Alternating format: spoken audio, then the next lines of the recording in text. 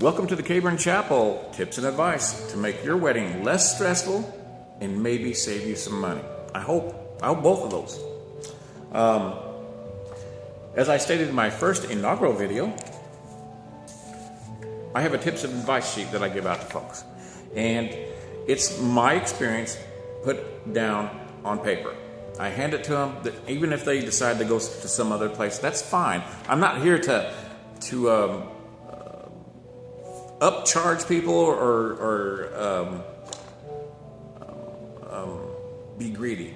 I have a problem with greed, but I want to help. That's it. That's it. Really, I want to help. So, at the top of my tips and advice, it says, a wedding can easily grow. So, be mindful to possibly rein it in. Rein it in. Reel it in. You always have to keep an eye out if it's growing on you. And the best thing I can recommend to keep a wedding from growing bigger than you want it is to have a budget. Have a budget. Decide how much money that you want to spend on it, because it's going to cost money. I've seen them cost a few $100s. I've seen them cost tens of thousands of dollars. I've been involved and coordinated literal productions, like a movie productions. It's whatever you want. Make out a budget and stick to it, or go under budget. That's even better. I've seen a few go under budget. It's awesome, Brad and Katie.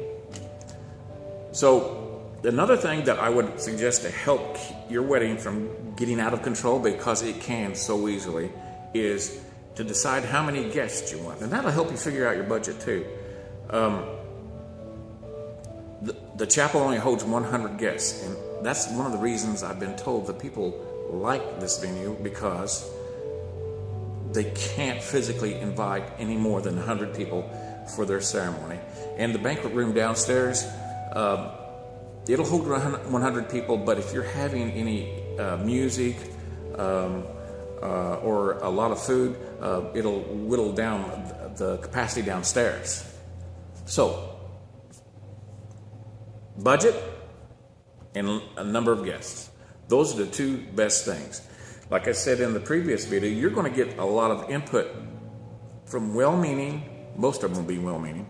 There might be one or two that may not be well-meaning, but you'll get a lot of input from friends and family. Why don't we do this? Why don't we do that? I saw this on Pinterest. Well, just keep in mind what you want. Keep that budget. And if there's something else that's going to cost you just a little bit of money, that's up to you. But I've seen little things get tacked on. Why don't we have a candy bar? Why don't we have this? Why don't we have a photo booth? Why don't we have this? And all that little extra stuff may not seem like that much, but at the end, it's going to balloon the size of your wedding. And when that happens, it becomes more stressful. And the purpose of these videos is to lessen the stress and maybe save you some money. So, budget and limit the number of guests. Pinterest. I mentioned Pinterest. Pinterest is awesome. I've seen some cool things in person, not just on. I've seen it. People will go looking, cruising on Pinterest, and they'll bring some stuff in that's freaking awesome. But there's so much stuff. You can literally have a Pinterest wedding, and there's nothing wrong with that. It's your wedding.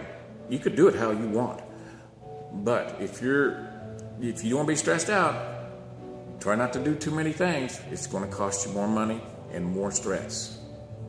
Thanks for watching. If you feel so inclined, subscribe. Hit that little bell that everybody's talking about, because I'm going to be making a lot more of these to help you out. I don't want to make them too long, because your time is valuable, my time is valuable, and I want to respect your time and my time. Thanks for watching.